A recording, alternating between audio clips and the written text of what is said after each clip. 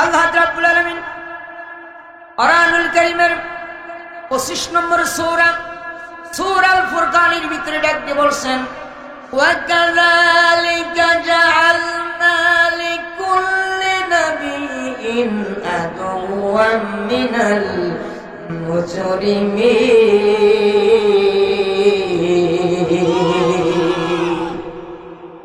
ও নবী, কালে কালে যুগে যুগে এই পৃথিবীতে আমি আল্লাহ রাব্বুল আলামিন অসংখ্য নবী রাসূলদের প্রেরণ করেছি। প্রত্যেকটা নবী রাসূল এই পৃথিবীতে তাওহীদের দাওয়াত নিয়ে আসছে, একাত্মবাদের দাওয়াত নিয়ে আসছে, আল্লাহ জমিনে আল্লাহ দ্বীন প্রতিষ্ঠানের দাওয়াত নিয়ে আসছে। অন্য কোন দাওয়াত নিয়ে কোন নবী রাসূল আসে নাই। আসছে কি? নূহ আলাইহিস সালাম যেই কালিমার দাওয়াত দিলেন, উনার ছেলের অন্য কালিমার দাওয়াত দিলেন না।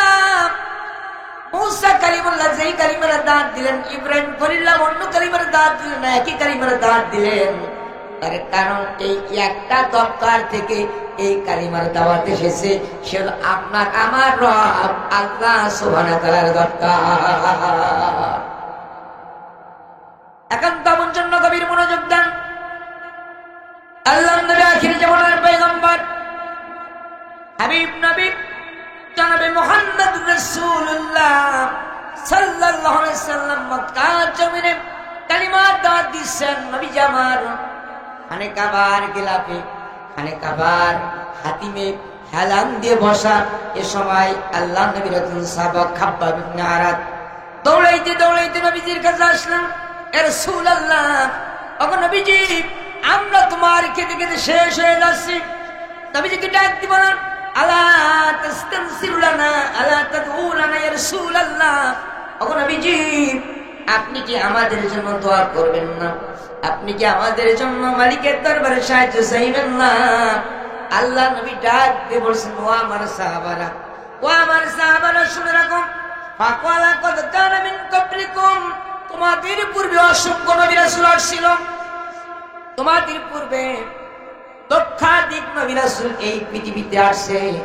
প্রত্যেক নবী রাসূল কালিমার দাওয়াত দিতেছে ময়দানে, তাদের উপরে কি জুলুম নির্যাতন হয়েছে তোমাদের ঘোষণা দরকার। ইউখাযুর রাসূলু ফায়ুহবারু লাহু বিলাদ, কালিমার দাওয়াত দেওয়ার অপরাধে তাদেরকে পিঠ মুড়াতে বাঁধা হলো, হাতে পায়ে বাঁধা হলো, এরপর গর্ত খনন করা হলো, গর্তের মধ্যে নামায় দেওয়া হলো। তারপর বলা হলো কালিমা ছেড়ে দিয়ে দাও, কিন্তু ওরা বললো কালিমা ছাড়বো না। এরপর করাত আনা হলো, মাথার উপরে করাত রাখিয়া করাতটি দুখণ্ডিত করে দেওয়া হলো। আর বলা হলো কালিমা যদি না ছাড়া হয় তোমাদের সপরিবারকে এইভাবে বিদায় হতে হবে। একটা কথা বলেছিল, সেই কালিমা গ্রহণ করেছি, জীবন চলে যাবে, ঈমান বিক্রি হবে না। ঠিক তবে ঠিক। সেই মুসলমান আজকে চায়ের বিনিময়ে, এক পকেট বিরিয়ানির বিনিময়ে আমাদের ঈমান বিক্রি হয়ে যায়। কথা বলেন ও মুসলমানেরা, নবীজি আমার মক্কাতুল মুকাররমায় অবস্থান করতেছেন।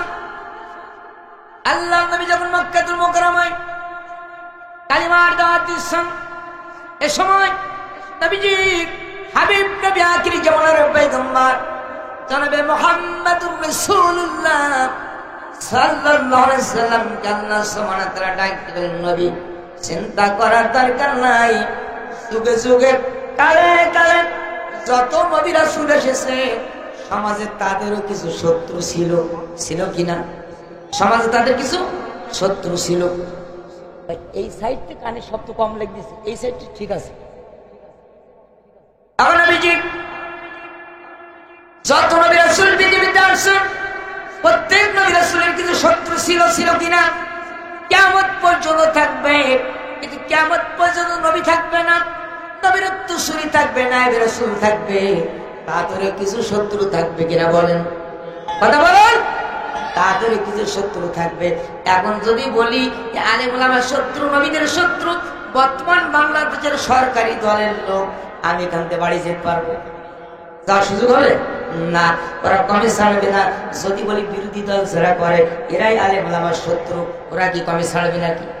যদি বলি তাবলীগ জামাত যারা করে এরাই আলেম ওলামার শত্রু, ইসলামের শত্রু, ও টুপলা টুপিলে রাখবে আর হুজুরি তাড়াবে। কথা বলেন, আমার কথা কি বুঝতেছেন আপনারা? যদি বলি সর্বনা যারা করে এরা আলেম ওলামার শত্রু, ইসলামের শত্রু, যেখানে তালে তালে হুজুরের মায়ের হবে। যদি বলি জামাত ইসলাম যারা করে এরা আলেম ওলামার শত্রু, ইসলামের শত্রু, স্লোগানের তালে তালে হুজুরের মার হবে। কোন দল পার্টির বিরুদ্ধে কথা বলবো না, তার কারণ এই জায়গায় আমি নির্বাচন করব না। আল্লাহর কোরআনুল কারীমের কাছে প্রশ্ন করলাম, ও আল্লাহর কোরআন তুমি জানায়া দাও, তুমি যদি তোমার কোরআন দিয়ে বলে দাও তোমার সঙ্গে কেউ বিরোধ করবে না, তোমার সঙ্গে কেউ মতনৈক্য করবে না, তোমার বিরুদ্ধে কোনো ব্যক্তি মামলা দেবে না। এ সময় আল্লাহ সুবহানাহু ওয়া তাআলা কোরআনুল কারীমের সূরা আল ফুরকানের 31 নম্বর আয়াত নাযিল করে জানাই দিলাম, ওয়া কাযালিকা জাআলনা লিকুল্লি নাবিয়্যিন আদুওয়াম মিনাল মুজরিমিন।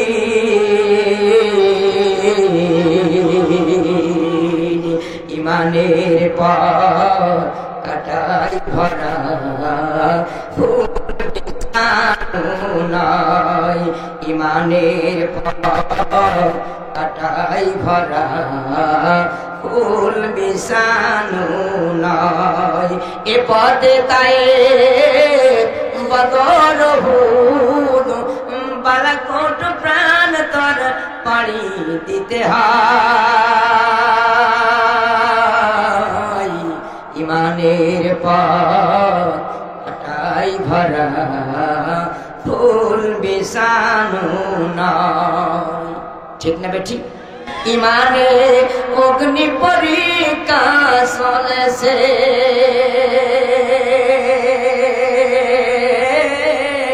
শিবের আবু তালেবের কারাগারে, বাবলা গাছের কাটা শুকতো পাতা খেয়ে খেয়ে নবীজির মুখ থেকে রক্ত ঝরে। মাসুম শিশু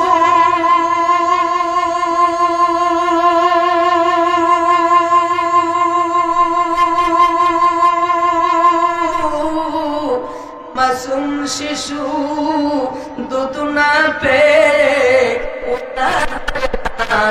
হয়ে যায়, ইমানের পথ কাটাই ভরা ফুল বিছানো নয়। ঠিক না ঠিক?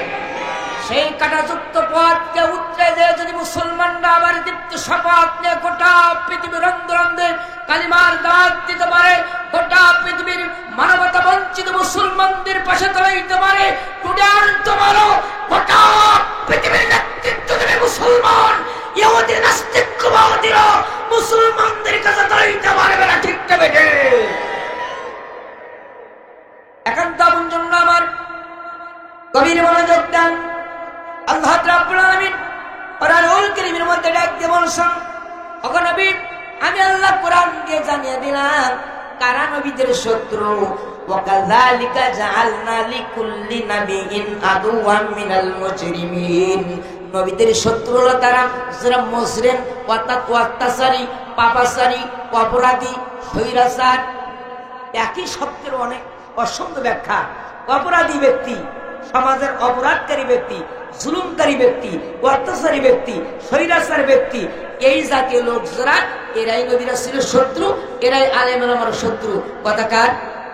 যারা বলেন আল্লাহ সুবহানাহু ওয়া তাআলা।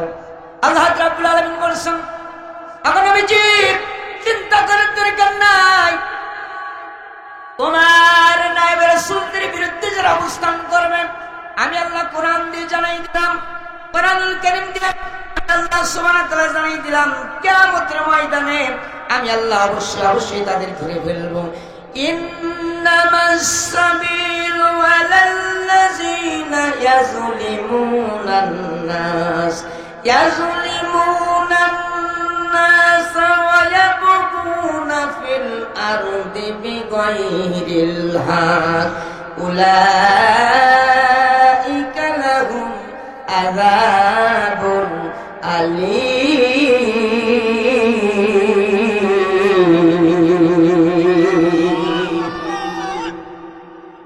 আল্লাহ সুবহানাহু ওয়া তাআলা ডাক দিয়ে বলেছেন, নবী কিয়ামতের ময়দানে আমি আল্লাহ বেশি বেশি তাদের নামে মামলা দায়ের করব। কে বলছেন? যারা বলেন আল্লাহ রাব্বুল আলামিন ডাক দিয়ে বলেন, নবীজি আমি কিয়ামতের ময়দানে বেশি বেশি তাদের বিরুদ্ধে মামলা দায়ের করব। সমাজের ভিতরে যারা বিদ্রোহ করে বেরিয়েছে, যারা জুলম আর অত্যাচার করে বেরিয়েছে, তাদের বিরুদ্ধে আল্লাহ সুবহানাহু ওয়া তাআলা কিয়ামতের ময়দানে মামলা দায়ের করবে। সুতরাং এই দুনিয়া শেষ নয়, থাকার জায়গা কিন্তু আরেকটা জায়গা আছে। সেই জায়গার জন্য আমাদের প্রত্যেকের প্রস্তুতি গ্রহণ করা দরকার আছে না নাই? আল্লাহ সুবহানাহু ওয়া তাআলা নবী এই কালিমার দাওয়াত দিচ্ছেন। নবীজি ডাক দিয়ে বললেন, আমার সাহাবারা শুনে রাখো, কিয়ামত পর্যন্ত হকপন্থী লোক থাকবে। হকপন্থী লোক এই দুনিয়া থেকে বিদায় হবে না। এই হকের পক্ষে যারাই থাকবে, এই হকের পক্ষে যারাই থাকবে, তাদের বিরুদ্ধে কিছু মানুষ ষড়যন্ত্র করবে, কিন্তু ঈমান যেন নষ্ট না হয়ে যায়। ঈমান হারানো যাবে? তোরে বলেন, ঈমান হারানো যাবে না। আসুন সামনের দিকে গিয়ে যাই। অন্যান্য নবীদের কি হয়েছিল? জামানার পয়গম্বর মুসা কালিমুল্লাহ সবচেয়ে রাগী নবী ছিলেন মুসা কালিমুল্লাহ। মুসা কালিমুল্লাহ যখন নবুয়ত পেলেন, আল্লাহ রাব্বুল আলামিন মুসা কালিমুল্লাহকে ডাক দিলেন, মুসা ইযহাব ইলা ফিরাউন, ফিরাউনের নিকটে যাও, কালিমার দাওয়াত নিয়ে যাও। মুসা কালিমুল্লাহ কালিমার দাওয়াত নিয়ে গেল। লা ইলাহা ইল্লাল্লাহু মুসা কালিমুল্লাহ। আল্লাহু আকবার। এই কালিমার দাওয়াত মুসা আলাইহিস সালাম দিলেন ফিরাউনকে। কারে দিলেন? যারা বলেন ফিরাউনকে দিলেন। কেন দিলেন? আল্লাহ রাব্বুল আলামিন বলেছেন, মুসা রে, এই দাওয়াতি কাজ সহজ করার জন্য তোমার দেশের প্রাইম মিনিস্টার যে, তার আগে কালিমার দাওয়াত দাও। সে যদি কালিমা বোঝে, ওই জায়গায় কালিমার দাওয়াতি কাজ করতে তোমার কোনো বাধা থাকবে? এর কারে বলেন, কাজে কারে দাওয়াত দাও। সাতক্ষীরা জেলার এমপিতে করে দাওয়াত দাও। এখানে ওসিএস, পিডিএস, পিএসবি, তারপরে ডিআইজি, যত বড় বড় উচ্চতর নেতারা আছেন, প্রত্যেকের কাছে কোরআনের দাওয়াত দাও, কালিমার দাওয়াত দাও। যারা দাওয়াত পায়নি, যারা দাওয়াত পায়নি, তাদের কাছে কালিমার দাওয়াত দাও। নেতারা যদি কালিমা বোঝে, এ জায়গায় কালিমার দাওয়াত দিবা, তোমার জন্য সহজ হয়ে যাবে, তোমার জন্য কষ্ট কাঠিন্য পথ হবে না। তখন কালিমার দাওয়াত দিল। ফিরাউন ডাক দিয়ে বলেছে, মুসা তুমি কারে কালিমার দাওয়াত দাও? আনা রাব্বুকুমুল আ'লা, আমি তো বড় খোদা। মুসা কালিমুল্লাহ বলে, আমি সেই আল্লাহর কালিমার দাওয়াত দেই, সেই আল্লাহর জমিনে তুমি বসবাস করো, সেই আল্লাহর তোমার প্রাণ আমার প্রাণ। ফিরাউন বলে, না ও মুসা, কালিমা ছেড়ে দাও। লাআযআলান্নাকা মিনাল মাসজুনিন,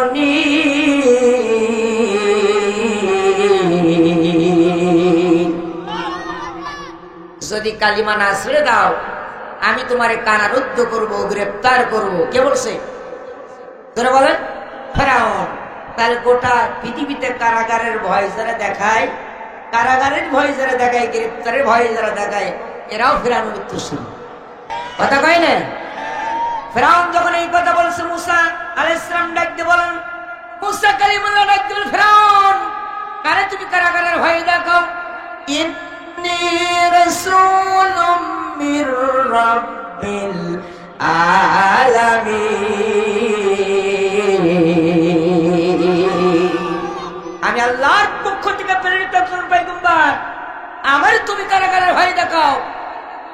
এই কথা যখন বলেছেন, ফিরাউন বলছে, আতাযারুনি, আমারে ছেড়ে দাও। তার ফিরাউনের ডান পাশে বসা হামান, বাম পাশে বসা তার মন্ত্রী পরিষদের লোক, তার এমপি মন্ত্রী চতুর্পাশে, আর মুসা কালিমুল্লাহ আর হারুন আলাইহিস সালাম দূরে দাঁড়ায় কথা বলছে। তার ধরছে কি? কেউ কি ধরছে নাকি তারে? না, একটা জিনিস তারে ধরছে, তাফসীরের মধ্যে আসছে, তারে ধরছে গতি হারানোর ভয়। কিসে ধরছে? যারা বলেন গতি হারানোর ভয় তারে ধরে ফেলেছে। মুসা আলাইহিস সালাম ওখান থেকে কালিমার দাওয়াত দিয়ে চলে আসলেন। মুসা আলাইহিস সালাম কালিমার দাওয়াত দিয়ে যখন চলে আসছেন, ফিরাউন হামানকে ডাক দিয়ে বলল, হামান, আমার বাচ্চা, আমি খোদাই দাবি করব আমার এই রাষ্ট্রে আমি যতকাল বেঁচে থাকবো আর কেউ ক্ষমতা নিতে পারবে না। এই ব্যবস্থা করার জন্য কি করা যায়? হামান ডাক দিয়ে বলে শোনো ফেরাউন, এক্ষুনি যদি খোদাই দাবি করো এই দেশের জনগণ তোমারে আমারে পিটাই মেরে ফেলবে, ঠেকানোর লোক হবে না। এখন মানুষ সচেতন, এখন আলেম ওলামা রয়েছে, তাহলে কি করা দরকার?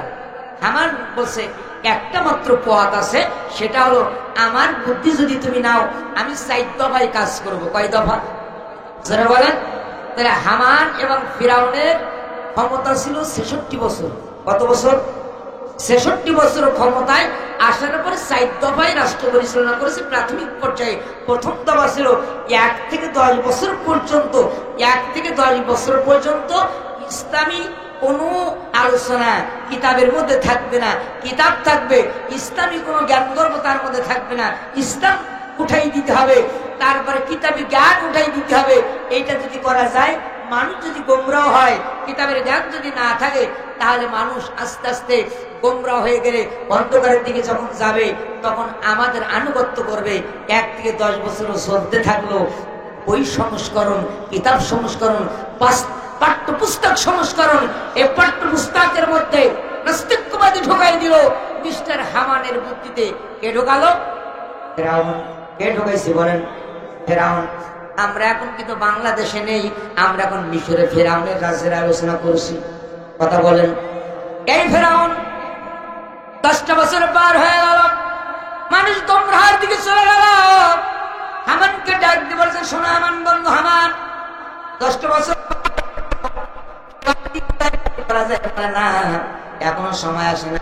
এখন তোমার একটা কাজ হলো এই 11 থেকে 20 বছর পর্যন্ত তোমার একটা টার্গেট থাকবে।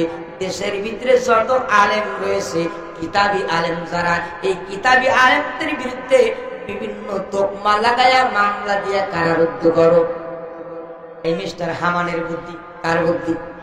হামান ডাকতে বলেন আলেম শূন্য যতক্ষণ পর্যন্ত না হবে আমাদের তকব্বরি খাটবে না, কিতাব নাই। আলেমরা যখন হুঙ্কার দিয়ে তাকবীর ধ্বনি দিবে তখন আর আমাদের কথা শুনবে না। তাহলে আলেমদেরকে জঙ্গির মামলা দিয়া বিভিন্ন তোকমা লাগায়া আলেমদেরকে গ্রেফতার করো। হামানের পরামর্শ হলো কিতাবুন আনজালনাহু ইলাইকা লিতুখরিজান নাস মিনাজ যুলুমাতি ইলান নূর।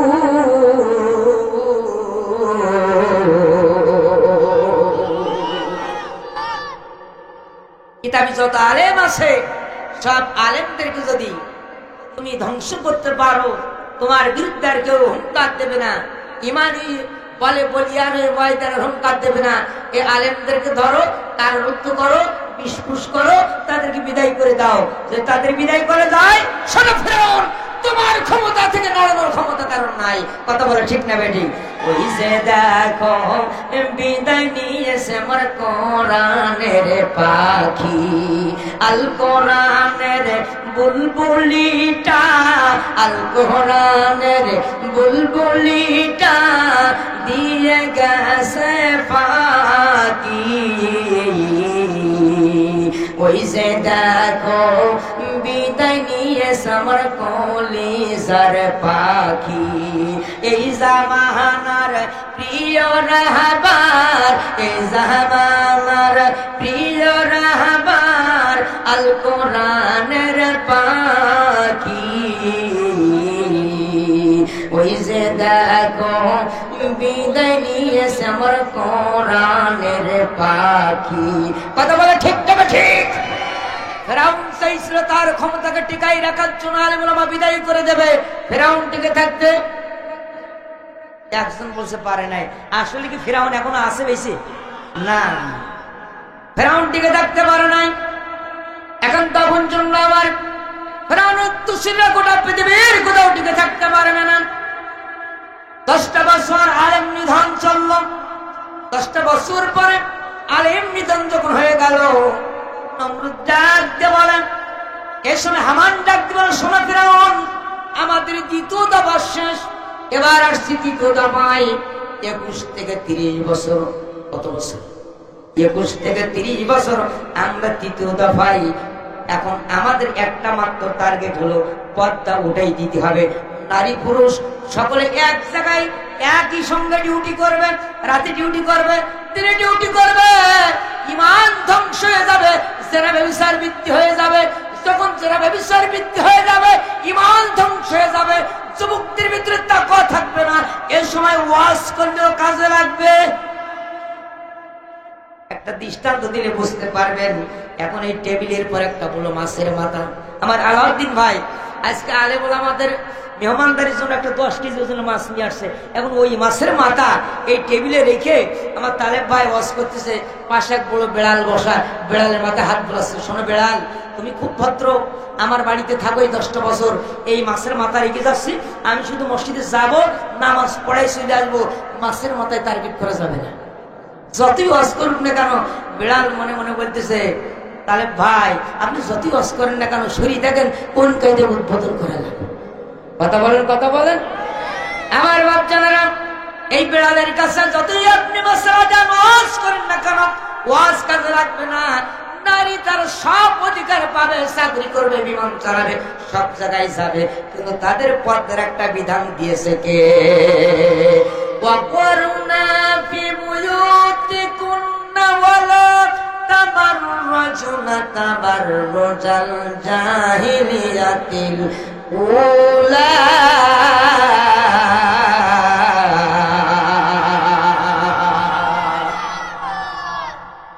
ও মায়েরা, তোমরা শাক সজ্জা করে বেরিও না, পর্দার বাইরে বেরো না, পর্দা সহ করে বেড়াও, এর মধ্যে বরকত। পর্দাহীন অবস্থায় চলবা, জীবনের প্রত্যেকটা আমল আল্লাহ ধ্বংস করে দেবে। কথা বলে ঠিক না বেঠিক? শহরে নগরে দেখো নারীদের ঢল, পর্দাবিহীন তারা করে ঝলমল। শহরে নগরে দেখো নারীদের ঢল, পর্দাবিহীন তারা করে ঝলমল।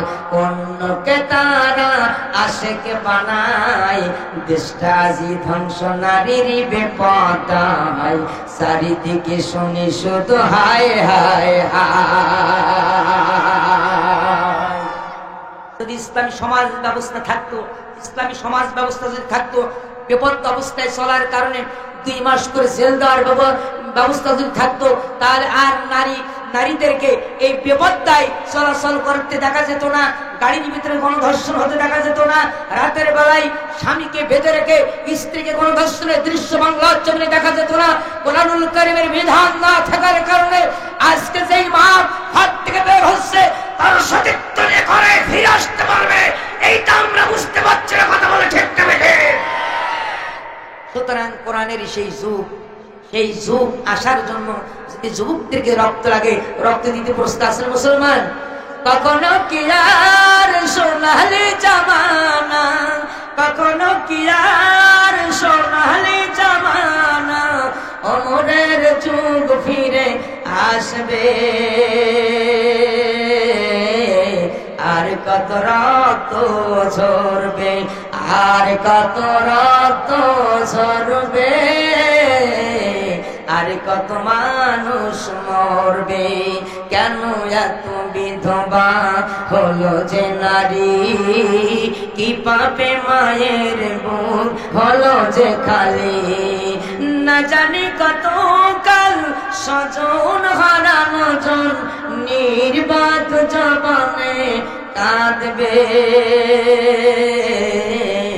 আর কত রক্ত ঝরবে, আর কত রক্ত ঝরবে, আর কত মানুষ মরবে। কখনো কি আর সোনালি জামানা, অমরের যুগ ফিরে আসবে। আর কত মানুষ মরবে। কথা বলে ঠিক না বাড়ি?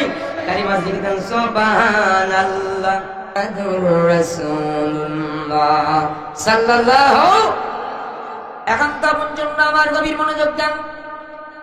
আমার ডাক দেওয়ার শোনো ফেরাউন, যদি তোমার দায়িত্ব ভাই কাজ করতে হবে কয় দফায়? আমরা তৃতীয় দফায় নারী আর পুরুষের সমতা সমকামিতার একটা ব্যবস্থা করে দিয়ে দাও। নারী আর পুরুষ যেন একসঙ্গে চাকরি করতে পারে, একসঙ্গে থাকতে পারে, একসঙ্গে উঠা বসা করতে পারে। পর্দার কোনো বাড়াই থাকবে না সেখানে। পর্দার ব্যাপারে জোর জবরদস্তি যেই ব্যক্তি করবে তার বিরুদ্ধে আইনানুগ ব্যবস্থা গ্রহণ করো। এই পরামর্শ দিল মিস্টার হামান। কে দিছে? মিস্টার হামান। তার সাদে মাল ছিল না জন্মগত ভাবে, এ বাম্পার করা হলুনারা ছিল। তারই চলনে বারবার ইসলাম সংশোধন করার চেষ্টা করতো। কথা বলেন ঠিক না বেঠিক? এ হামানের উত্তরসূরি গোটা পৃথিবীতে আজকেও নেই। আছে না? আছে না? আছে। আমার বাচ্চারা হামান ডাকতে বলো ফেরাউন, এইভাবে যদি 10টা বছর চলা যায় সমাজে আর ইমানদারদের ইমান থাকবে না। নারী পুরুষের মিলন হয়ে যাবে। রাতের বেলায় দিনের বেলায় একসঙ্গে পুরুষ আর নারী ডিউটি করবে। অবৈধ মেলামেশ হবে, সেখান থেকে অবৈধ সন্তান হবে। এই সন্তানদের লিস্ট করতে হবে। এবার এই সন্তানদের লিস্ট চলতেছে 31 থেকে 40। চতুর্থ দফায় কাজ চলছে। কত দফায়? চতুর্থ দফার কাজ। আমার ডাকতে বলে ফেরাউন, যত অবৈধ সন্তান রয়েছে অবৈধ সন্তানের একটা লিস্ট তৈরি করো। তোমার এই বাহিনী দ্বারা বাহিনী দিয়ে একটা লিস্ট তৈরি হয়ে গেল। একে একে কিতাবের মধ্যে আসছে 22,000 অবৈধ সন্তানের একটা লিস্ট। এবার হামানের হাতে ধরেই দিল। হামানকে বলছে, ও হামান, 22,000 অবৈধ যারো সন্তানের একটা লিস্ট তোমারে দিলাম, এদের দিয়ে কি করবা? হামান ডাকতে বলে, শোনো ফেরাউন, তোমার এই ক্ষমতা টিকায় রাখার জন্য এই 22,000 যারো সন্তানই যথেষ্ট।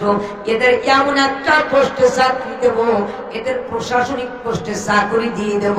প্রশাসনিক পোস্টে যখন এদের চাকরি দিয়ে দেব, যখন মুসা আর হারুনের লোক ময়দানে বের হবে, এদের কোনো দয়া মায়া আলেম ওলামার প্রতি থাকবে না, টুপি আলার প্রতি দয়া মায়া থাকবে না, পাগড়ি আলার প্রতি দয়া মায়া থাকবে না, নামাজি আলার প্রতি দয়া মায়া থাকবে না।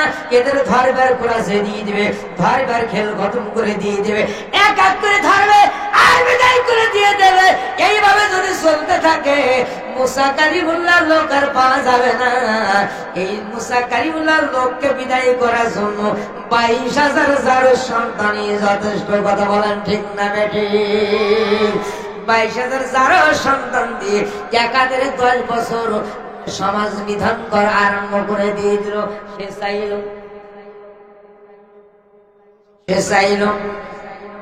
ফেরাউন চাইল, হামান চাইল, আমরা এই ব্যবস্থার মধ্য দিয়ে আমাদের ক্ষমতাটা টিকাই রাখবো। আল্লাহ সুবহানাহু ওয়া তাআলা ডাক দিয়ে বলছেন, লিনানজুরা কাইফা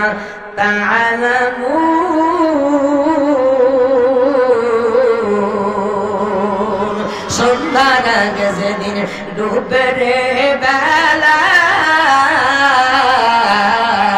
এক পলকে ভেঙে যাবে সেদিন রঙ্গেরি মেলা। কারে দিবা তুমি জোরে ধমক, কারে দিবা জোরে ধমক, কার মাথায় ভাঙবা লাঠি। ওই যে দেখো, ওই যে দেখো ডাকিতেছে তোমায় কবরের মাটি। ওই যে দেখো ডাকিতেছে তোমায় কবরের মাটি। এখন তখন তোমরা আমার বাচ্চারা এইভাবে চলতে আরম্ভ করলো। 66 বছর রাজ্য পরিচালনা করেছে। শেষের 26 বছর জুলুম নির্যাতনের শেষ পর্যায়ে পৌঁছেছে। মুসা কালিমুল্লাহ আল্লাহ সুবহানাহু ওয়া তাআলাকে ডাক বলে, মালিক, আর তো জুলুম নির্যাতন করে সহ্য করতে পারি না, জুলুম নির্যাতন সহ্য করতে পারি না। এত জুলুম নির্যাতন হয়, আমার কর্মীদেরকে আমার উম্মতদেরকে ধরে ধরে বিদায় দিয়ে দেয়, বাড়ি থেকে বের করে নিয়ে তাদের সঙ্গে জোর করে গাছে বেঁধে সেনাবে বিচার করে। তাদের সঙ্গে সেনাবে বিচার চলছে, জুলুম অত্যাচার চলছে। আর মালিক, তোমার পক্ষ থেকে সিদ্ধান্ত দিয়ে দাও। একটু কালিমা জেগে দেন সুবহানাল্লাহ।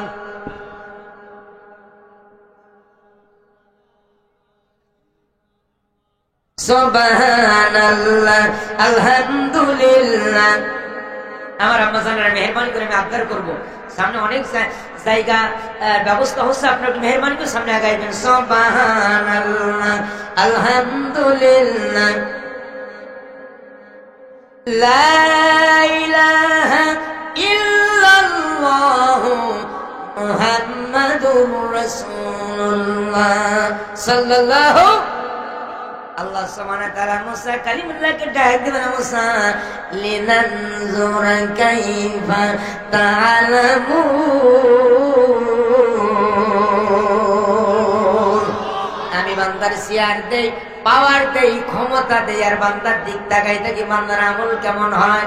যদি আমল খারাপ হয়ে যায়, নমরুদকে আমি আল্লাহ যেই জুতা দিয়ে সাইজ করছিলাম, ওই জুতা ওখান থেকে হিজরত করে বুশের কপালে লেগেছে।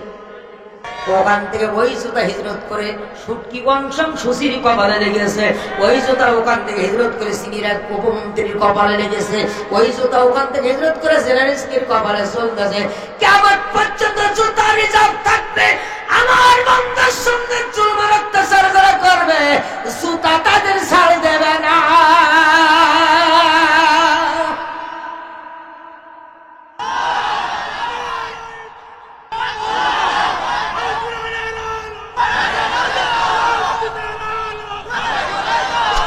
আলহামদুলিল্লাহ। মা বোনেরা, আপনাদের প্যান্ডেলের ভিতরে দেখানো যথেষ্ট জায়গা আছে, তো আপনারা দাঁড়িয়ে থাকছেন কেন? আল্লাহর কোরআনের মর্যাদার দিকে তাকে আপনারা একটু ওখানে বসে পড়েন সত্যিকার ভাবে। কিছু বলার দরকার নেই, যে অবস্থা সে অবস্থা থাকবে। এখন তখন জন্য আমার এজন্য মেহেরবানি করে আল্লাহ সুবহানাহু ওয়া তাআলা একদম বলেছেন, বান্দা আমি বান্দার ক্ষমতা দেই, শেয়ার দেই, পাওয়ার দেই, আর বান্দার দিক তাকাই থেকে আমল কেমন হয়। ওয়ায়ামুদ্দুহুম ফি তুগুয়ানিহিম ইয়ামাহুন। আমি দেখি বান্দা ফেরে কিনা, দেখি বান্দা ফেরে কিনা। যদি বান্দা না ফেরে, সীমা লঙ্ঘন করে, আল্লাহু আজিজুন যুনতিকাম, আমি আল্লাহ প্রচন্ড প্রতিশোধ গ্রহণকারী। আমার বান্দার সঙ্গে জুলুম অত্যাচার যারা করবে, আমি তাদের তাকতাতা উস্কান আস্তানা আবুদ করে দিয়ে দেব। গোটা পৃথিবীর কোন শক্তি তাদের শিয়ারকে ঠেকাই রাখবে। কথা বলা ঠিক না ঠিক? ফিরআউন কিন্তু জানতো না ৬৩ বছর পরে তার সামনে একটা নীল নদ আছে। এটা জানতো নাকি? না, ফিরআউন এটা জানতো না। মূসা আলাইহিস সালামকে আল্লাহ ডাক দিয়ে বলেন, ওগো মূসা, আজ রাতে তোমার লক্ষাধিক সমস্ত উম্মতের মধ্যে দাওয়াতি কাজ করে এখান থেকে হিজরত করে মাদায়েন চলে যাও। মূসা কালিমুল্লাহ ওখান থেকে হিজরত করে চলে যাবেন। ভাই আর মাইকে বলা যাবে না, ভাই মাইকে আমি আর যদি পাবলিসিটি করে ওয়াজ করতে পারবো না।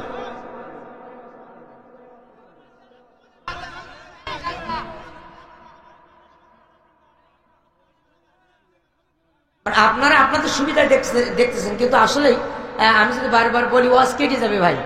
এজন্য মেহরবানি করে আমি আবদার করবো, আপনারা ভালোর জন্য যদিও বলছেন, কিন্তু আর আমার ডিস্টার্ব করবেন না কেউ। আমি সাতক্ষীরার ছেলে, সাতক্ষীরা ওয়াজ করার সুযোগ হয় না।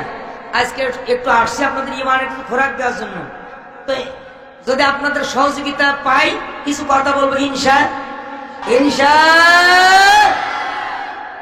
এখন তো বন্ধুরা আমার আল্লাহ রাব্বুল আলামিন মূসা কালিমুল্লাহকে ডাক দিয়ে বলেন, মূসা রে, আজ রাতের ভিতরে দাওয়াতি কাজ করো। যেই সময় করে ইন্টারনেট ছিল না, কোন মোবাইল ছিল না, ফ্যাক্স ছিল না, ফেসবুক, টুইটার, ভাইবার, হোয়াটসঅ্যাপ ছিল না, সেই সময় মূসা কালিমুল্লাহ ১.৫ লক্ষ মানুষের মধ্যে দাওয়াতি কাজ করলেন। এত কষ্ট করে দাওয়াতি কাজ করলেন। মূসা কালিমুল্লাহ জানাই দিলেন, ও গোটা পৃথিবীর মুমিন মুসলমানের শুনে রাখো, কিয়ামত পর্যন্ত ফিরআউনের উত্তরসূরিরা থাকবে, আমি মূসা কালিমুল্লাহ আমার উত্তরসূরিরা থাকবে। ফিরআউন যখন বাধাগ্রস্ত করবে তোমাদের দ্বীনের দাওয়াতি কাজে, আর এই বাধাগ্রস্তের মধ্যে কঠিন পরিবেশের মধ্যে দাওয়াতি কাজ করার মজাই কিন্তু আলাদা। যত শক্ত পরিবেশ আসবে, যত কঠিন পরিবেশ আসবে, এই পরিবেশে দাওয়াতি কাজ করার আনন্দই আলাদা। কথা বলুন। প্রতিপক্ষ দুর্বল হলে খেলা ভালো হয় না, প্রতিপক্ষ যখন মজবুত হয় খেলাও তখন ভালো হয়ে যায়।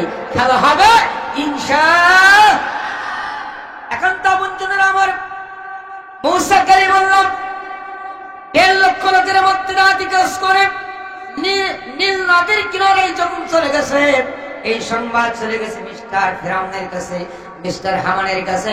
হামান দৌড়ে চলে গেছে মিস্টার ফিরাউনকে ডাক দিয়ে বলে, শোনা ফিরাউন, মাত্র 1.5 লক্ষ মানুষদেরকে নিয়ে ওরা হিজরত করতেছে, ফিরে যখন আসবে 10 লক্ষ নিয়ে আসবে, তোমার সিয়ারি কিন্তু থাকবে না, হিজরত করতে দেওয়া যাবে না। আজও দেখবেন কিছু কিছু মানুষদেরকে হিজরত করতে দেয় না, নজরবন্দি করে রাখে, এলাকা ছাড়তে দেওয়া যাবে না। এই সিদ্ধান্ত, এই বুদ্ধি আজকের বুদ্ধি নয়, একান্তিক হাজার হাজার বছর আগে মিস্টার হামান এই বুদ্ধি দিয়েছিল। ফিরাউন দৌড়ে এসে গেল নীল নদের কিনারে। ফিরাউন যদি জানতো নীল নদ তার জীবনের শেষ সময়, ফিরাউন কিন্তু যেতো না। আজ কেউ জানে না তার সামনে একটা নীল নদ রয়েছে। যারা যত বাড়াবাড়ি করবে আল্লাহ তাদের সামনে নীল নদের ব্যবস্থা করে দিয়ে দেবে। আল্লাহ নবী আখির জামানার পয়গম্বর হাবিব নবী জনাবে মুহাম্মদ রাসূলুল্লাহ সাল্লাল্লাহু আলাইহি সাল্লাম মক্কা জমিনে 1 নয় 2 নয় সুদীর্ঘ 13টা বছর অবস্থান করেছেন, দাওয়াতি কাজ করেছেন, কালিমা ইসলাম দাওয়াত আসার পরে, কোরআন নাজিলের পরে 13টা বছর দাওয়াতি কাজ করেছেন মক্কার জমিনে। 13টা বছরের মধ্যে নবীজি আমার একটা সেকেন্ডের জন্য কাউকে ক্ষতি করে নাই, অথচ সব গোত্রীয় লোকজন নবীজিকে হত্যার পরিকল্পনা করেছিল কিনা কথা বলেন। وَإِذْ يَمْكُرُ بِكَ الَّذِينَ كَفَرُوا لِيُثْبِتُوكَ أَوْ يَقْتُلُوكَ أَوْ يُخْرِجُوكَ وَيَمْكُرُونَ يَمْكُرُ اللَّهُ وَاللَّهُ خَيْرُ الْمَاكِرِينَ।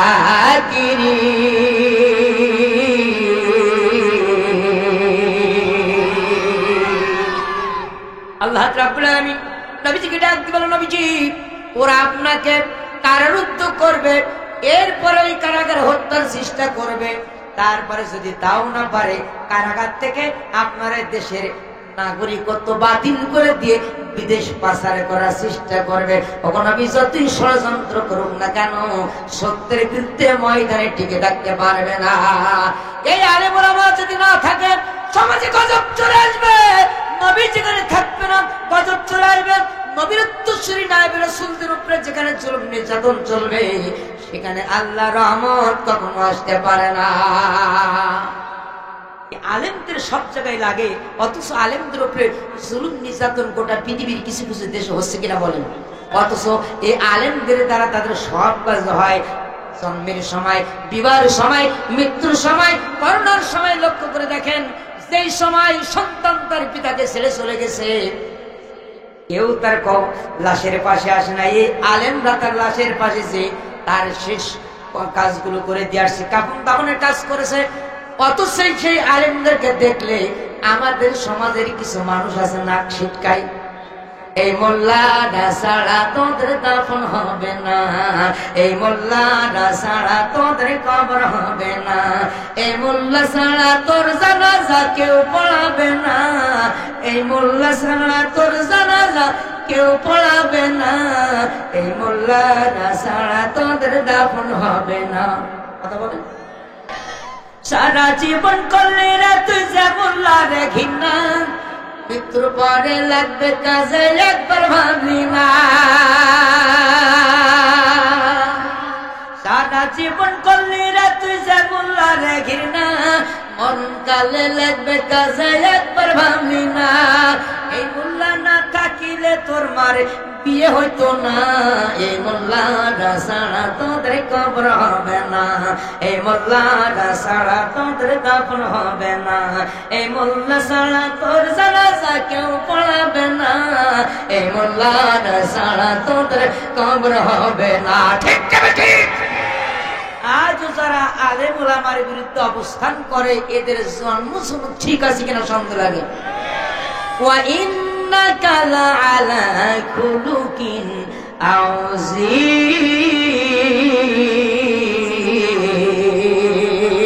আযীম। যারা নবীর চরিত্র নিয়ে মন্তব্য করেছে, আল্লাহর নবীর শানে, আল্লাহর নবীজির চারিত্রিক সনদপত্র দিয়ে আল্লাহ সুবহানাহু ওয়া তাআলা ডাক দিয়েছেন, নবী উতুল্লিম বাদা যালিকা জানিন, তোমার চরিত্র নিয়ে যারা মন্তব্য করছে, তোমার নায়েবে রাসূলের চরিত্র নিয়ে যারা মন্তব্য করবে আগামীতে শুনে রাখো নবীজি, তাদের জন্ম সনদ খারাপ আছে। এটা আমি আল্লাহ কোরআন দিয়ে সাক্ষ্য দিলাম। কথা বলে ঠিক না বেটি? আমার বাচ্চারা আসুন সামনের দিকে আগায় যায়। ব্যস্ত হয়ে যাচ্ছেন নাকি আপনারা? গভীর মনোযোগ দেন। যে সমস্ত ভাইরা দাঁড়িয়ে আছেন মেহরবানি করে আমি আবদার করব, ভাই অনেক জায়গা আছে কোরআনের ময়দান, একটু মেহরবানি করে যাদের বসার পরিবেশ আছে একটু এগিয়ে বসেন ভাই, একটু আগে আগে বসেন। গভীর মনোযোগ দেন। আল্লাহ নবী আখির জামানার পয়গম্বর হাবিব নবী জনাবে মুহাম্মদুর রাসূলুল্লাহ সাল্লাল্লাহু আলাইহি সাল্লাম মক্কার নির্যাতন সহ্য না করতে পেরে মদিনা হিজরত করলেন। আমি হিজরতের ঘটনার দিকে যাব না। আল্লাহ নবী এমন একজন নবী উম্মতের জন্য গোটা জীবনটা বেড়ায় দিয়েছেন, রক্তাক্ত হলেন, দান মোবারক শাহাদাত বরণ করলেন।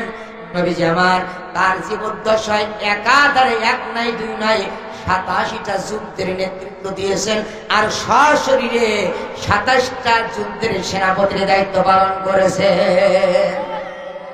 কয়টা যুদ্ধের? 27টা যুদ্ধের সেনাপতি কে ছিলেন? বিশ্বনবী, আপনার আমার নবী।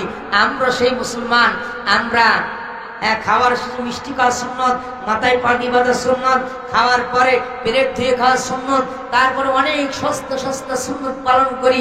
আর বিশ্বনবী 27টা যুদ্ধের নেতৃত্ব যে নবী দিলেন, কোরআনুল কারীমের 6666 আয়াতের মধ্যে প্রায় 600 জাতের আয়াত, এই আয়াত যারা মেনে নিতে পারে না জবাব কি করে লাগবে? জোরে বলেন, জোরে বলেন। আল্লাহর কাছে অবশ্যই কৈফিয়ত দেওয়া লাগবে।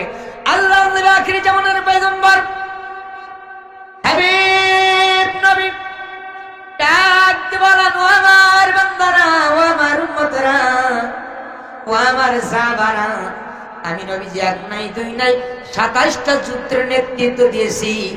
এই যুদ্ধের নেতৃত্ব দেওয়া অবস্থায় নবীজি আমার সবচেয়ে বেশি মার খেয়েছেন। সেই যুদ্ধের নাম হলো উহুদের যুদ্ধ। উহুদের ময়দানে আল্লাহ নবী গেল, কিমিয়া নামক একজন ইবনে কিমিয়া নবীজির পিছন থেকে আঘাত করেছেন। তোহার হেলমেট ভেঙে 1.5 ইঞ্চি নবীজির মাথার ভিতরে গর্ত হয়ে ঢুকে পড়েছে।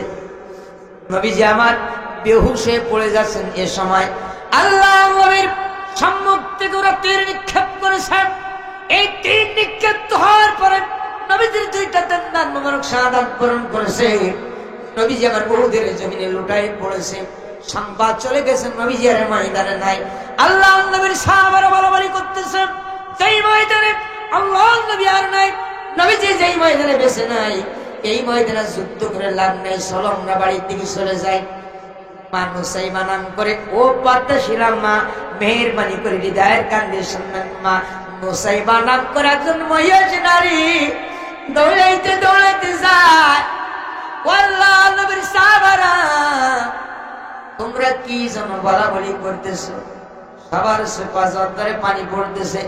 নবী নাই, নবী নাই যেই ময়দানে, এই ময়দানে আর যুদ্ধ করবো না। যেই নবীর মহব্বত করি যার ভিতরে ছিল, এই নবীর জীবন রক্ষার জন্য তালহা শাহাদাত বরণ করেছেন।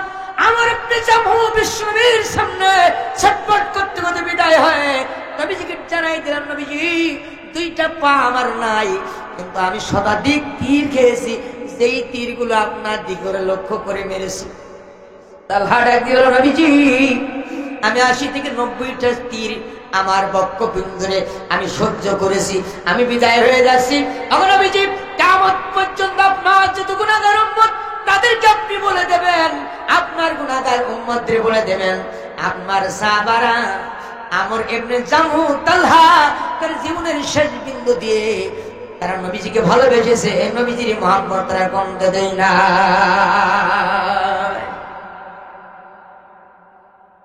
আল্লাহ নবী আখির জামানার পয়গম্বর হাবিব নবী বেহুশ অবস্থায় পড়ে আছে। মানুষ এবার ডাক দিয়ে বলে, আল্লাহ নবী সাহাবারা গো, তোমরা কি যেন বলা বলি করতেছো? বলে সেই ময়দানে নবীজি নাই, ওই ময়দানে আমরা যুদ্ধ করবো না। মানুষ এবার ডাক দিয়ে বলে, সেই ময়দানে নবীজি রক্ত ঝরেছে। ও আল্লাহর নবীর সাহাবারা শুনে রাখো, যতক্ষণ পর্যন্ত আমাদের ধমনীতে রক্ত প্রবাহিত হবে, যত সময় পর্যন্ত আমাদের চোখের পাতা নড়বে, আমাদের শিরা উপশিরার ভিতরে রক্ত প্রবাহিত হবে, ততক্ষণ পর্যন্ত আমরা ময়দান ছেড়ে দিতে পারবো না। সেই ময়দানে নবীজি রক্ত ঝরেছে, এই ময়দান থেকে আমরা প্রতিশোধ না নেওয়া পর্যন্ত বাড়িতে ফিরে যাবো না। সুতরাং দীপ্ত কণ্ঠে জানিয়ে দিতে চাই সত্যের মানুষেরা, গোটা পৃথিবীর যেই ময়দানে মুসলমান রক্ত ঝরলো, বীর বদ্ধ মুজাহিদের রক্ত ঝরলো, ন্যায়ের সঙ্গে রক্ত ঝরলো, এই রক্তের মাত্রা যতক্ষণ পর্যন্ত না নিতে পারবো, গোটা পৃথিবীর বীর বদ্ধ মুজাহিদ ততক্ষণ পর্যন্ত ময়দান করতে পারে না। ঠিক বেঁধে বাংলাদেশের টেকনাফ থেকে তেতুলিয়া, রূপসা থেকে পাথুরিয়া, সুন্দরবন থেকে বান্দরবন, 18 কোটি তাওহীদের জনতা যদি একটা বার সিদ্ধান্ত নিয়ে শাহজালাল শাহ আব্দুল শাহ রহমাতুল্লাহর বেলা ভাবিতে কোরআনুল কারীমে কালিমার পতাকা যত সময় পর্যন্ত পথ করে না উঠবে, ততক্ষণ পর্যন্ত দাওয়াতের মিশন বন্ধ হবে না। কালিমার পতাকা উড়বেই উড়বে। কথা বলেন ঠিক তবে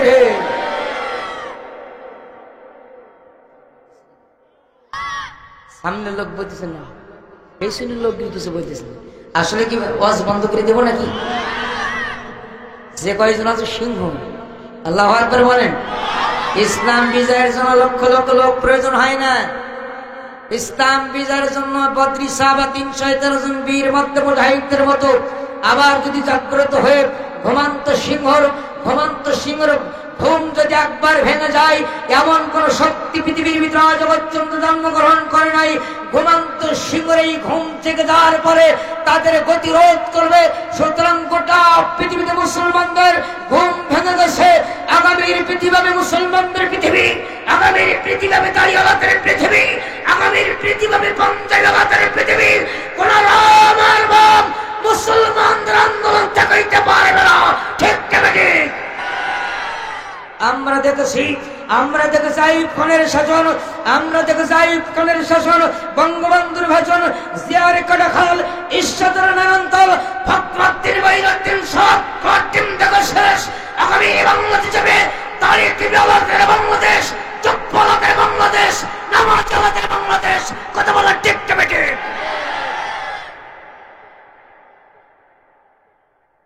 আমার বাপজানেরা গভীর মনোযোগ দেন। আল্লাহ রাব্বুল আলামিন হাবিব নবী জনাবে মুহাম্মদুর রাসূলুল্লাহ সাল্লাল্লাহু আলাইহি সাল্লামকে ডাক দিলেন, নবীজি আপনি চোখ মেলে তাকাই দেখেন, আপনার এক নাই দুই নাই 70 জন জলিলুল কদর সাহাবা। কতজন সাহাবা?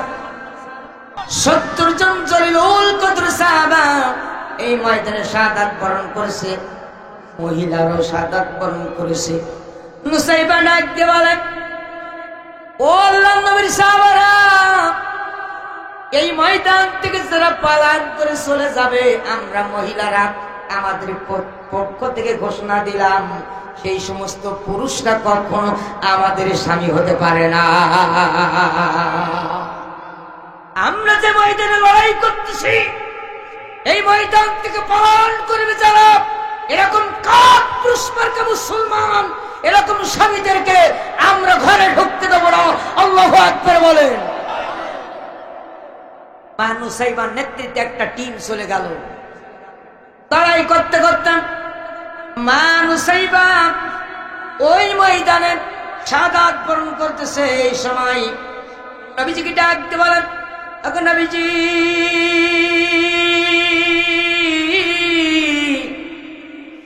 ও আল্লাহর নবী, আমি নুসাইবা, আমি সবার দয়া মায়া ত্যাগ করে আপনার দয়া মায়া করে যার ভিতরে রেখে এই ময়দানে শাহাদাত বরণ করলাম।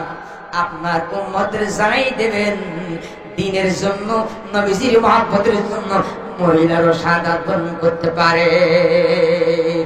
নবী গো তুমি কোন কাননের ফুল, হীরার দুলাল আমিনার বুলবুল। নবী গো ও তুমি কোন কাননের ফুল, হীরার দুলাল আমিনার বুলবুল।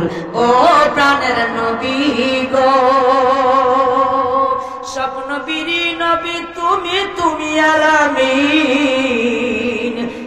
হাসরে উম্মতের জামিন। ঠিক না বেটি? স্বপ্নের মাঝে দেখবো মোরা, স্বপ্নের মাঝে দেখবো মোরা তোমায় প্রতিদিন নবী গো। ও তুমি কোন কালিমার ফুল, হীরার দোলাল আমি আর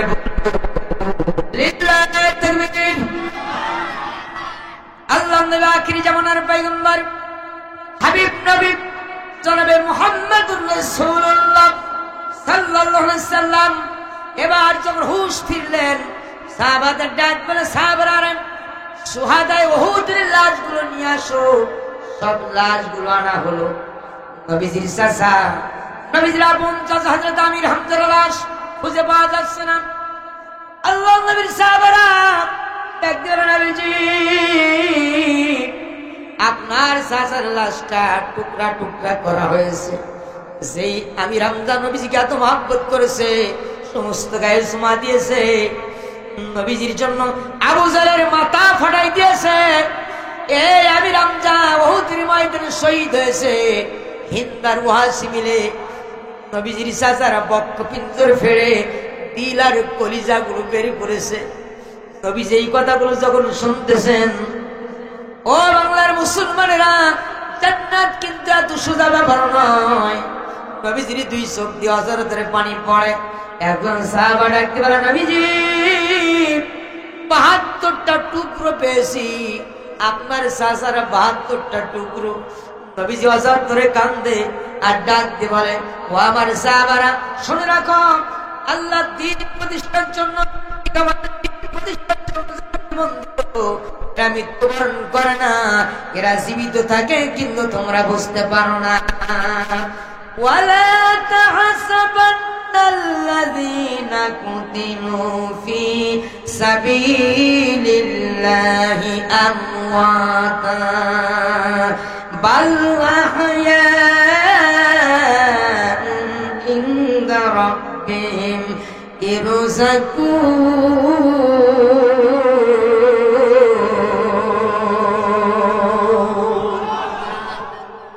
আল্লাহ নবী ডাকতে বলেন, ও আমার সাহাবারা, দ্বীন প্রতিষ্ঠার জন্য যারা শাহাদাত বরণ করবে, এরা কেউ মৃত্যুবরণ করে না। এরা শাহাদাত বরণ করার পরে এরা জীবিত থাকে। তোমরা পৃথিবীতে যেমন খানা গ্রহণ করে, এরাও খানা গ্রহণ করে। একটু জোরে বলা যায় না? সুবহানাল্লাহ, আলহামদুলিল্লাহ, আল্লাহু আকবার। আল্লাহ আখিরি জামানার পয়গম্বর আপন চাচা আমির হামজার লাশটা নিজের গায়ের ছাতির উপর রাখলেন। রাখার পরে নিজে কবরের মধ্যে নামালেন। দাফন করার পরে আল্লাহ নবী বাড়িতে ফিরে আসছে। আল্লাহ নবী আসার পরে আমির হামজার কন্যা এসে ডাকতে বলে, নবীজি কোরআন যদি সত্য হয়, ইসলাম যদি সত্য হয়, নবী যদি সত্য হয়, আমার আব্বার সঙ্গে আমি কথা বলতে পারবো। তার কারণ কোরআন ডাক দিয়ে বলছে, এরা কখনো মৃত্যুবরণ করে না। ওয়ালা তাকুলু লিমান ইয়াকুতালু ফী সাবিলিল্লাহি আমওয়াত। ওগো নবীজি, ওগো আল্লাহর নবী, দয়ার নবী, মায়ার নবী, আমার আব্বা ইন্তিকাল করে নাই, আমার আব্বাকে আমি একটা বার দেখতে চাই। আল্লাহ নবী ডাকতে বলেন, ও আমার বোন, আমি তোমার আব্বাকে নিজেতে একটু আগে কবরের মধ্যে রেখে আসলাম। কেমনে আমি তোমার আব্বার সঙ্গে কথা বলাই দেব? ছোট্ট সন্তানটা যখন আকাশের দিকে তাকায়, নবীজিকে ডাকতে বলে, নবীজি আমার আব্বার সঙ্গে একটু কথা বলাই দেন। আল্লাহ নবী বলে, তোমার আব্বার সঙ্গে আমি কেমনে কথা বলাই দেব? কন্যা সন্তান কোনো কথা শোনে না, ডাকতে বলে, নবীজি কোরআন যদি সত্য হয়, আমার আব্বার সঙ্গে আমি কথা বলতে পারবো।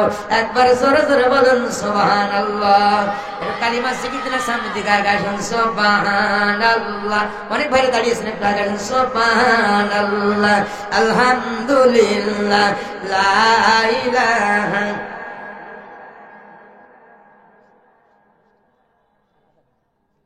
সুবহানাল্লাহ, আলহামদুলিল্লাহ, লা ইলাহা মুহাম্মাদুর রাসূলুল্লাহ সাল্লাল্লাহু ইতিমধ্যে হযরত আব্দুল্লাহর পুত্র হযরত জাবের ইবনে আব্দুল্লাহ বিশ্বনবীর কাছে হাজির। ওগো নবীজি, আমার আব্বাস উহুদের ময়দানে শাহাদাত বরণ করেছে। এ সময় হযরত জাবেরকে বিশ্বনবী ডাক দিলেন, ওগো জাবের, তোমার আব্বার সঙ্গে আমার আল্লাহ রাব্বুল আলামিন কি ব্যবহার করেছে তুমি জানো নাকি? তোমার আব্বার সঙ্গে আমার আল্লাহ কি ব্যবহার করলো এই কথা তুমি জানো নাকি? হযরত জাবের ডাক দিয়ে বলে, রাসূলুল্লাহ মা জানা, এ জ্ঞান আমাদের নাই, এ জ্ঞান একমাত্র আল্লাহর নবীর ছাড়া অন্য কারোর ভিতরে জ্ঞান নাই। এ সময় আল্লাহর নবী ডাক দিয়ে বলেন, ওগো জাবির, শুনে রাখো, তোমার আব্বাকে আল্লাহ তাআলা ডাক দিয়ে বলেছেন, ওগো আব্দুল্লাহ, তুমি আমার জন্য লড়াই করতে করতে জীবন দিয়েছো, তাদের রক্ত ঢেলে দিয়েছো, তোমার শাহাদাতে আমি বড় খুশি হয়ে গেছি। ওগো আব্দুল্লাহ রে, তুমি আমার কাছে তুমি এখন কি চাও? আব্দুল্লাহ ডাক দিয়ে বলে, আল্লাহ, আমি তোমার কাছে কোনো চাওয়া নাই, যে ঘোষণা দিয়েছো শাহাদাতের মর্যাদা কি, আমি শহীদ হওয়ার পরে সমস্ত পুরস্কার গুলো আমার হাতে পেয়ে গেছি। হযরত আব্দুল্লাহ ডাকতে বলেন, নবীজি, ওগো আল্লাহ সুবহানাহু ওয়া তাআলা, যেহেতু আপনি আমাকে চাইতে বলতেছেন, আর চাইতে যদি হয়, আপনার কাছে আমি একটা জিনিস চাইবো, সেটা হলো আমাকে সুযোগ দেন আর একটা বার এই পৃথিবীতে যাওয়ার। আর একটা বার যদি পৃথিবীতে যেতে পারি, বাতিলদের বিরুদ্ধে, কাফিরদের বিরুদ্ধে, নবীর দুশমনদের সঙ্গে লড়াই করে করে আর একটা বার শাহাদাত বরণ করে আমি তোমার দরবারে আবার হাজিরা দিতে চাই। এত জোরে সুবহানাল্লাহ বললে হবে? সুবহানাল্লাহ পকেটে রেখে দিন, জোরে বলেন তো সুবহানাল্লাহ। আর জোরে, আর জোরে। তাদের গালে দাঁত নেই, হা কই থাকতো, তার মধ্যে ফজিলত আছে। আল্লাহ ফেরেশতাদের ডাক দিয়ে বলে, ফেরেশতা, আমারে বুড়ো বান্দা হা করে আছে কেন? ফেরেশতারা বলে, আল্লাহ, এ জ্ঞান তো আমাদের সে আপনার কাছে ভালো আছে, আপনি ভালো জানেন। আল্লাহ সুবহানাহু ওয়া তাআলা ফেরেশতাদের ডাক দিয়ে বলে, না ফেরেশতা, তোদের কাছ থেকে জানতে চাই। ফেরেশতারা ডাক দিয়ে বলে, আল্লাহ, ওই যে কারিমা স্কুল ময়দানে একটা কোরআন কারীমের তাফসীর হচ্ছিল, এই তাফসীরের ময়দানে সুবহানাল্লাহ, আলহামদুলিল্লাহ, আল্লাহু আকবার বলতে বলা হচ্ছিল। এ সময় তোমার বান্দার শক্তিতে কোলাই নাই, তাই হা করে আছে তোমার মহব্বতে। আল্লাহ বলে, ফেরেশতারে, আমার মহব্বতে যেই বুড়ো বান্দাটা হা করে থাকলো, তোরা সাক্ষ্য থাক, এই বান্দার পূর্বের সব গুনাহ কথা আল্লাহ আমি মাফ করে দিয়ে দিলাম।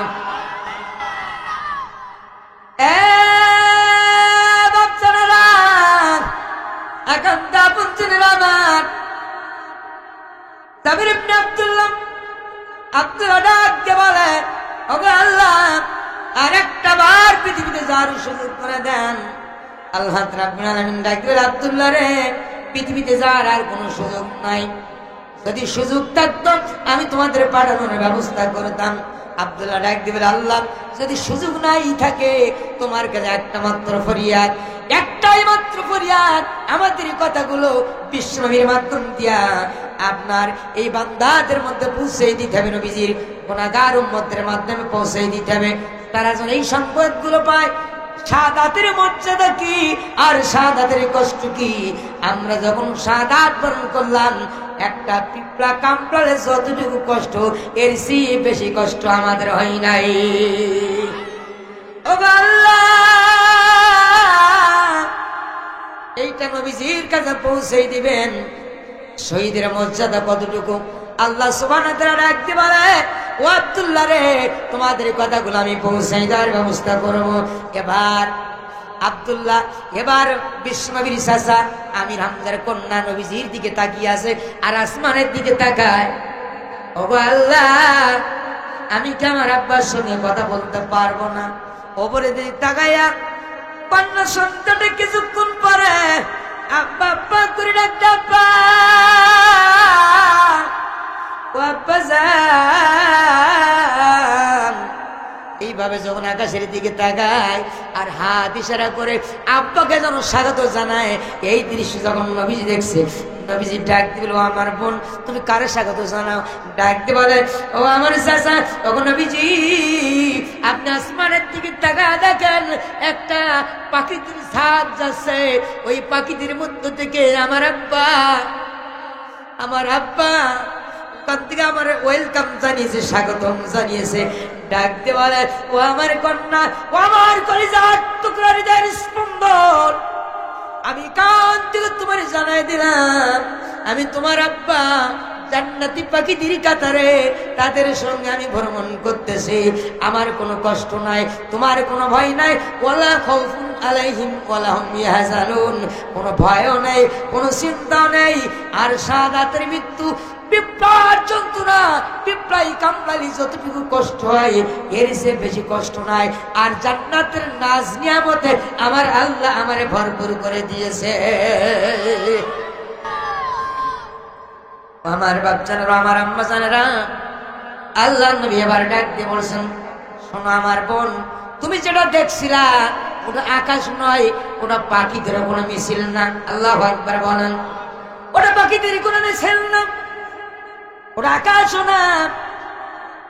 তোমার কর্মদেরকে আল্লাহ এত পছন্দ করেছেন, এত মহব্বত করেছেন, আবার আল্লাহ রাব্বুল আলামিন আকাশের পর্দাগুলো খুলে দিয়ে জান্নাতের দৃশ্যগুলো তোমার সামনে উপস্থাপন করে দিয়েছেন। তুমি যেটা দেখছিলে ওটা জান্নাত, আর যেটা দেখছিলে ওটা পাখি নয়, ওটা জান্নাতে। ফেরেশতারা দায়িত্ব করতে বলতো, ফেরেশতারা, জান্নাতি ফেরেশতারা তোমার আব্বাকে ওয়েলকাম জানিয়ে, স্বাগতম জানিয়ে ঘোড়ায় নিয়ে বেড়ানোর ব্যবস্থা করেছেন। জান্নাতে তো শুধু ব্যাপার নয়, সুতরাং জান্নাত যদি পেতে হয় তাহলে এই আল্লাহ নবীর সাহাবাদের মতো বীর মধ্য মুজাহিদদের মতো শাহাদাত বরণ করতে হবে। জমিনের শাহাদাতের তামান্না যদি থাকে, দ্বীনের মহব্বত যদি কলিজার ভিতরে থাকে, আল্লাহ রাব্বুল আলামিন অবশ্যই আল্লাহর গোলামদের কর্মফল কখনো নষ্ট করবেন না।